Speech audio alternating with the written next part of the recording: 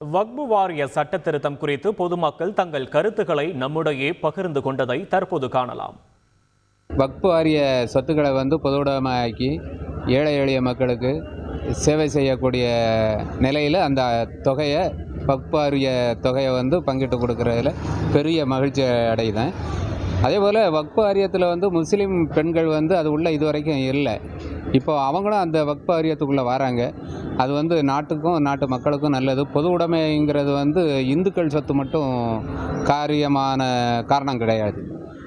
இந்துக்கள் சொத்து எப்படி எல்லாத்துக்கும் பயன்படுதோ அதே போல் பிற மதத்தினருடைய சொத்துக்களும் எல்லாருக்கும் எல்லாமும் பயன்படணும். இது வரவேற்கத்தக்கது தான். பெண்களை கொண்டு வரணும் அப்படிங்கிறது அது மட்டும் ஏற்றுக்கலாம். மற்ற இதுகள் எல்லாமே அவங்க செஞ்சிட்டு இருக்காங்க. இந்த மத்திய அரசு கொண்டு வந்துள்ள வக்ஃபு திருத்த சட்டம் ஆரம்பத்திலே நம்ம எதிர்க்கக்கூடிய சட்டம்.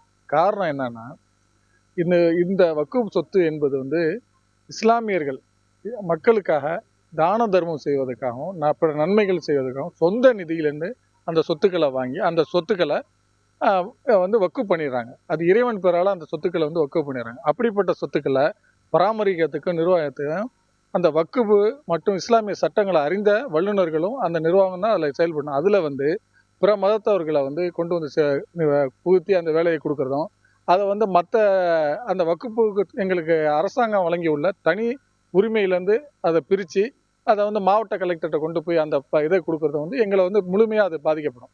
இஸ்லாமிய பெண்களுக்கும் அதில் ஒரு மெம்பர் ஆகணும் அப்படிங்கிற ஒரு பிரதிநிதித்துவம் கொடுக்கணுங்கிறத என்னை பொறுத்த வரைக்கும் வரவேற்கிறேன். இது மாநில அரசு கட்டுப்பாட்டுக்கு வருதுங்கிறப்போ, ஒரு மாவட்ட ஆட்சியர் கட்டுப்பாட்டுக்கு வருதுங்கிறப்போ சுய விருப்பு வெறுக்கள் அரசியல் காரணங்களாக மாநிலத்துக்கு மாநிலம் அது வேறுபடும்.